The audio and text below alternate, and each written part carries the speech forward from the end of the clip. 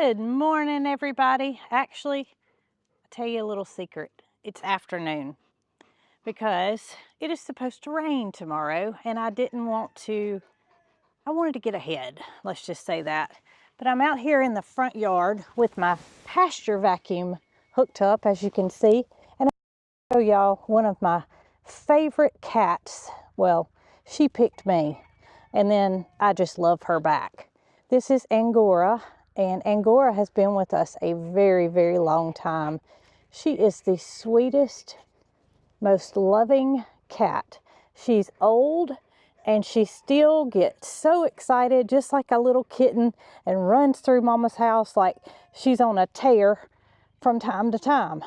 Now, recently, if you listen to our lives, is he tickling your ear? If you listen to our lives, I told a story about my mama getting locked out of her bathroom. And what happened was Dee Dee was with me, and we go over to Mama's every evening, Dee Dee and myself. And Dee Dee tries to get in the bathroom where the cat box is. And so Mama said, let me go shut that door. Well, when she went and shut the door, the drawer came open. And it just so happened that the drawer blocked the door from being opened. The hinges were on the inside, so locked out of the bathroom. And I said, okay, not a big deal. So I take the drill with me, not knowing that the hinges were on the inside at the time. Took the drill with me thinking this will be an easy fix. And on the way, I went to grab my yardstick, and it was not in the location where I thought it was. So I grabbed a paint stick, a paint stir stick, next best thing. It's one in the garage, on my way to try to help rescue Mama's situation. And Mama said, would a coat hanger help? After us trying with the paint stick for a little while. And I said, Mama, I just don't think it will. So she goes and gets a coat hanger, and I'm unwinding the coat hanger from the twist in the little hook that your clothes hang on. And here's Angora. She thinks that it's a play toy. And can y'all hear her purring? And I am trying to get this long coat hanger situated in to push the drawer back in, all the while Angora's just trying to catch the coat hanger. And I wanted to share with y'all how special of a cat she is to me and to my mama. Now, Mary Carl got her when she was probably about 2 years old from our friend Julie. And Angora was our cat, but my mama has a tendency to, she takes in cats. She's got a good cat heart. Somebody else that has a good cat heart is Miss Ruth. And I wanted to thank Miss Ruth for donating to me. She asked me if this was the correct PayPal account, and she donated money for the boy cats to be neutered from the TNR adoption, well, not adoption, from the TNR spay neuter clinic that was recently set up in Clanton, Alabama. And I want to thank Miss Ruth very much for being so kind to do that. Now, Angora, I know that every evening when I go to Mama's, you are sitting there waiting on me in that special chair, and then you climb up in my lap and you make bread. So I hate to tell you, but I got a little bit more work to do before I call it a day and come visit you and your mama. Well, I might be your mama, but your second mama. How's that? So I'm going to put you down. I know you don't want me to, sweetie. Y'all, she's the sweetest cat. She is so sweet. And she's getting on up there in age. So we never know when our time is up, and I just had been wanting to show y'all Angora, and today was the day.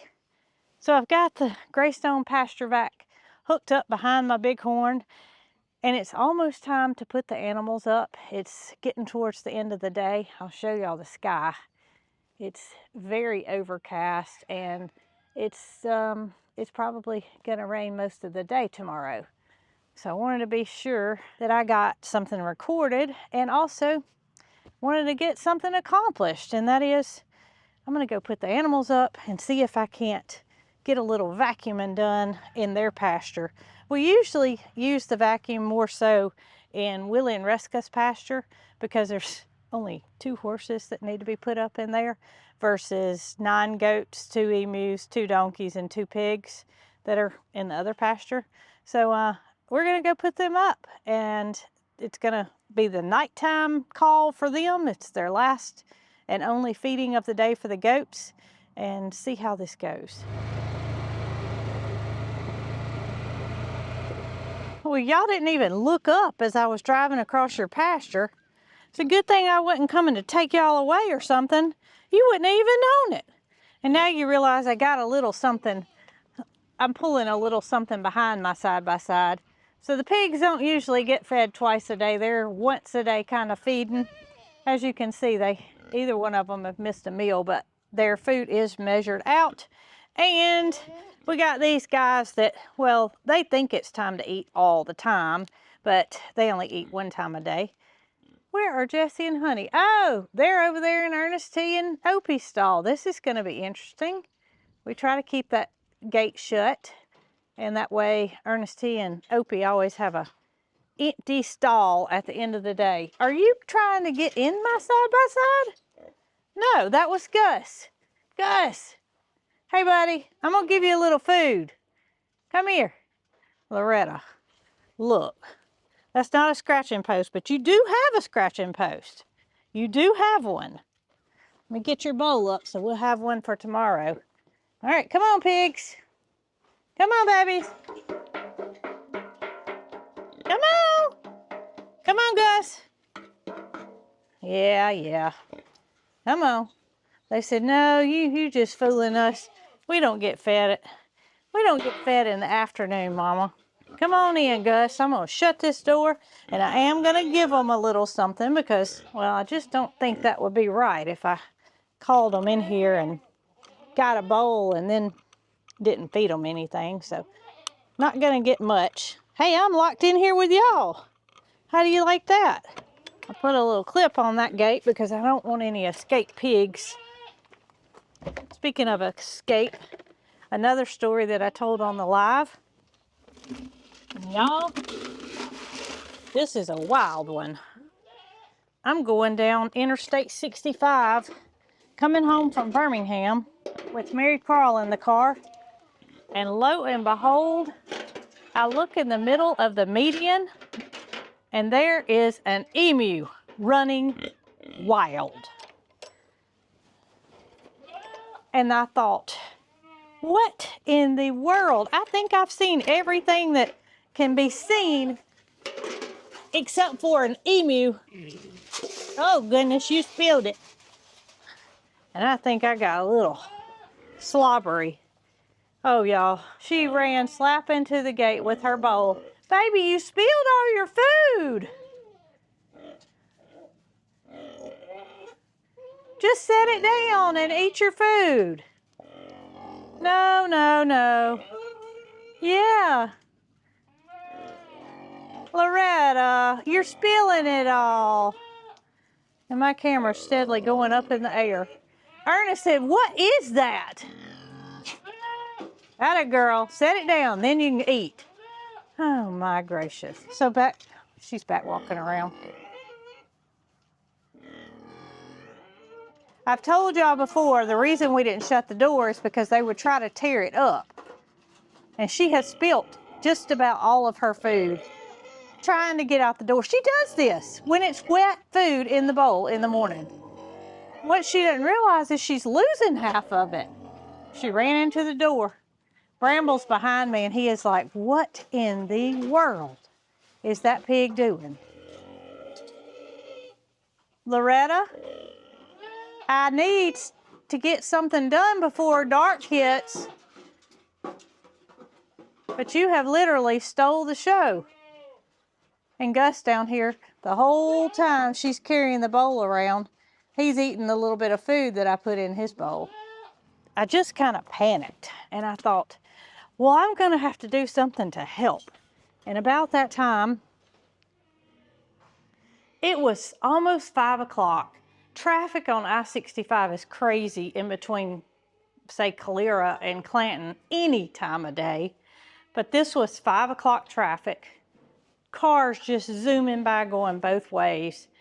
And I wanted to help. And so I pulled over onto the side in the median, and I took about a 10-second video because I thought to myself, I gotta do something. And it wasn't that I was making a video for views, it was that I've got to find the owner, is what I was thinking. And so I sat there and I scrolled and I tried to see if there was anybody missing an emu in that area, and nothing came up. And so Mary Carl was with me and she said, Mama, what in the world can you do? There's nothing you can do. That emu may not be like Nugget. Chances are it's not like Nugget. And he's not gonna stop after running full blast through the median of the interstate with you trying to catch him. Much less, how am I gonna get across the lanes of traffic? How did he get there to begin with? So I did not hear the end of the story. I did stay there, I reported it. I reached out to a local news anchor and reported it also, and shared where I had seen the emu running. That was two things that have happened that were kind of strange. And I think the mama incident getting locked out of her bathroom may have happened that same day. Anyway, now we got to get goats fed first. And we have changed things up with the goats a little bit. And here's why. So most of you know that Red, one of the triplets, I don't know if that's Jessie or Honey, got pretty sick. I don't know, it's been a few months ago, where he had to go at night to take a visit to Dr. D at his house to get some treatment. And we still never got a definitive diagnosis. But we know that it's not parasites, and we know it's not coccidia. So Red, along with his two siblings, Curtis and Laura, have been eating on the inside of the barn in this stall when it's time to feed.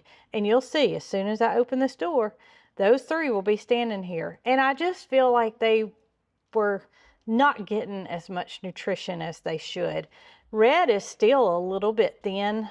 Nubians are known to have that sunken hip look, but if you know us, there is no skinny animal on this farm, and I'm still not satisfied with the way he looks. So I bought some supplements, and I'm also, of course they eat the high quality, oh Brooke, goat granola, which has a lot of protein and a lot of good beneficial vitamins and minerals. All right, so let's see who's standing here when I open the door. Well, not anything like what I told you, but here they come. 1, 2, and 3. Those are going to eat separate. This is quite a challenge, so y'all can see that everybody just kind of divides up. And sometimes the big goats, Fifi and Capri, will challenge Tip a little bit. But for the most part, as long as he's got his separate trough over here, here she comes. Now see, Capri, she is not worried about Tip in the least. And neither is Fifi. He's a dominant goat. And that's what's gonna happen in a herd. Oh, well, how did y'all eat that quick? How did y'all eat that quick? Huh? I know, baby. I know. Well, I got you a hay bag in here, so y'all finish eating and get some hay. I know, Curtis, you have to look out and see the world. You too, Red? And my little Miss Laura. She's so sweet. Y'all think I got something else just because I've got a bucket that feed goes in. Well, I gotta get moving because my plan was to lock everybody up while I vacuumed the pasture. Look at these cuties. Y'all are something else. Yeah, y'all are something else, but everybody else has got to eat too. Not just y'all. Everybody's got to eat. All right. Where are those silly emus? Here comes one. Good job, buddy. Wait, I'm gonna pour it in your bowl. Come on, Ernest. Come on, Ernest. Come on. Good boy. Good boy.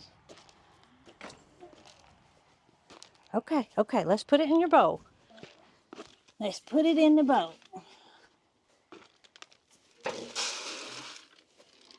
And y'all, I'm gonna share something with you. We got a little bit scared that Ernest T might be a girl not too long ago. We've not heard either one of them make any sounds. Well, I put a little bit more in one bucket than I did the other. See if I can't even that out.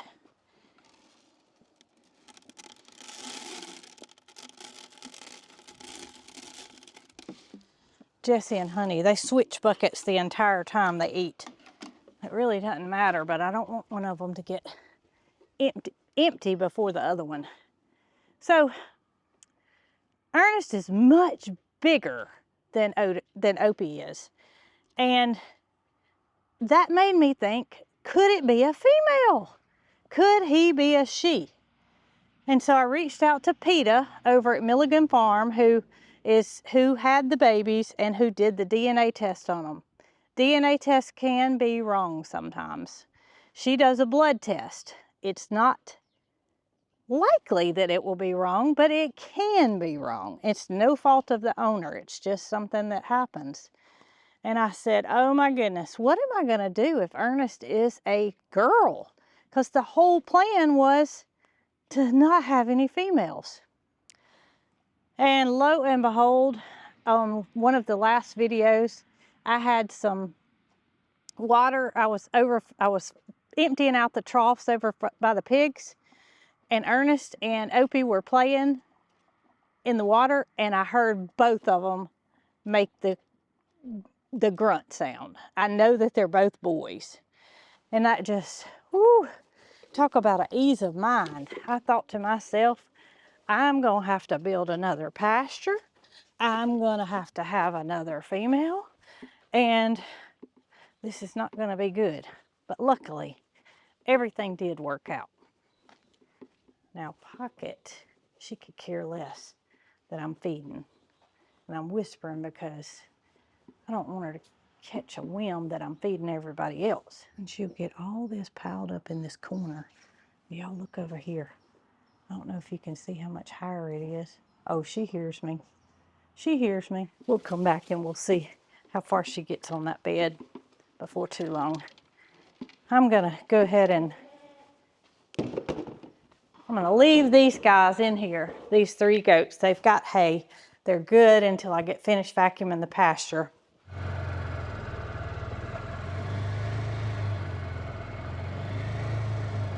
And I don't have very much to do at all. I just wanted to get this up before it rained because I didn't scoop it today in the bucket. You can see there's a little bit over here, and I don't want that to create a muddy mess. So today is going to involve using the Greystone vacuum instead of shoveling by hand because it was time to put everybody up.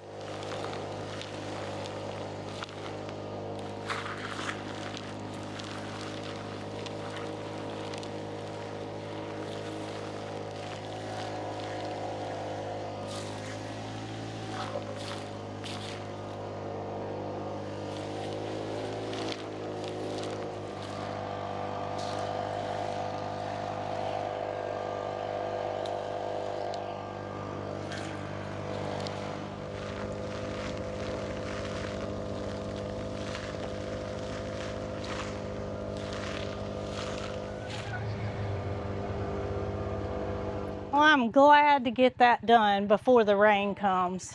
And Jesse and Honey are finished eating, so I'm just gonna go ahead and let Miss Loretta out. Hey, you didn't bring a bowl? Did you forget? You forgot to bring a bowl. She's gonna go over here in this clean pasture and see if anybody left anything for Loretta. I don't think they did, girl.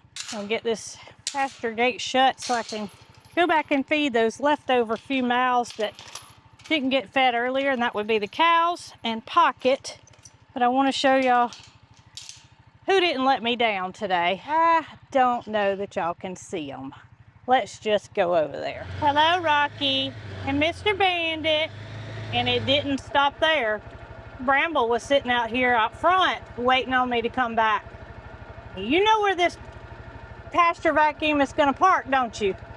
I'm just going to get it parked today since the rain's on the way, and tomorrow I will get it emptied. Not tomorrow, the next day I'll get it emptied out. Oh, they heard me and they got quiet for a second. There's Pocket neighing. One thing's for sure, they let me know when they're finished eating and ready to go back out. You would think, with the three of them being in here together, siblings, that they would be satisfied, but they're not. They're not satisfied until they see me again. I didn't leave y'all. You knew I'd be back. You knew it. All right, who's first? Y'all go ahead. Go. Go. Good boys and girls. That's good. Hey, Pocket. You know, Peaches has been over here working on this bed, and I've got to take a peek at it before I fix your feed. Look at all the little marks where she dug around to get shavings from to make it this high. I know the camera doesn't do it justice, but it's really elevated. I'm glad you don't have to have your special bed like that. Well, let's get Peach's door shut for the night so you don't accidentally step on her. And then I'm gonna go wet your food. Tater, you the only one that wants to eat today?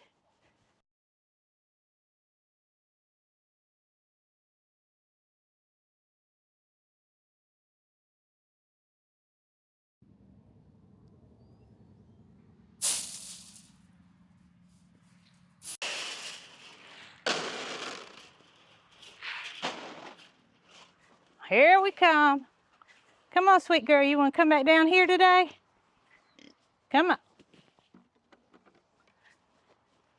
Come on.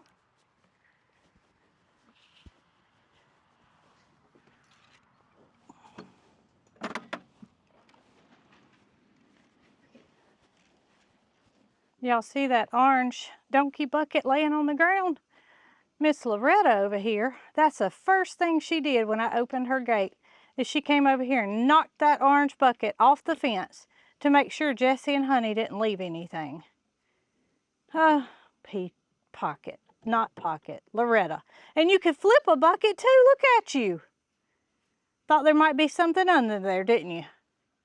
Y'all realize that in less than a month, March the 8th, that's right, March the 8th, the time changes, and I couldn't be happier. That gives me a couple more hours. I know it's only 1 hour of spring forward, but the longer days will eventually give me a couple of more hours of daylight and things to get done. Things that I can get done, I should say. Last one to be fed is Miss Pocket. You're such a good girl. You really are. And it won't be long before I have to start leaving this stall door to the outside world open and shutting that gate. And you're patient too. Yeah, you just smack a little bit when you know your food's coming. All right, girl, enjoy your dinner. Peaches, enjoy your rest, sweet girl, on your double bed. Everything's done at the barn. One last stop. Jason's editing, so I'm going to feed the horses today. And I have to show y'all a big mistake that I made just a couple of days ago. So I come over and you can see the cow hay is stored over here. And we're getting down to 4 bales left. Well, there was 1 bale left that was on top here. Jason doesn't even know about this.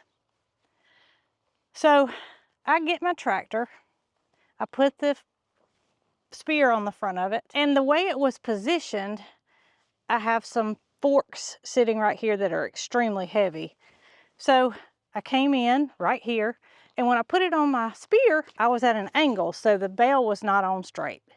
So I back up, and I get to about right here, and I set the, you can probably see my tire tracks. I set the bell down and I backed up so I could reposition. Here's where it gets interesting. I back up, all right. I had Miss Catherine's traps set out over here on a cement block. So I'd rinsed them out and I was letting them dry so I could give them back to her. You can see where my tire went clear over the top of that block, and the traps just, well, they just rolled off the block. I'm gonna go buy Catherine some new traps, but I just was not, and I saw them. I drove the tractor right past them and I saw them, but by the time I had to set that hay bale down and rearrange, I forgot about them. So these traps are not able to be fixed. And I will try to fix them and use them for myself, but I do not think it's possible. And I say that because of the way the door works. That is a trap door and it's spring operated. It looks like it's maybe welded right there. So needless to say, I will be buying Catherine 2 new traps because the smaller one that she let me borrow was underneath this one, sitting on the block to dry off. And I see somebody coming up the road.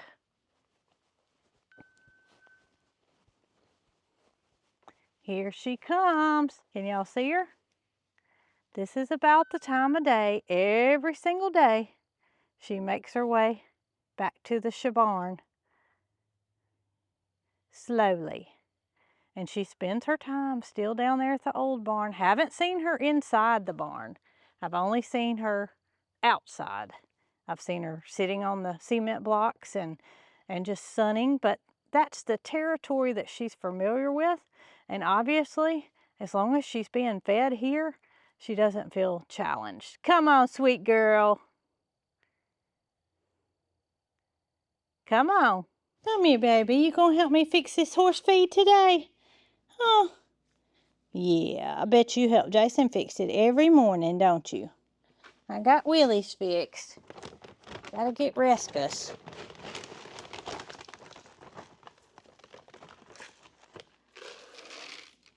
Yeah. You're such a sweet girl. Yes, you are.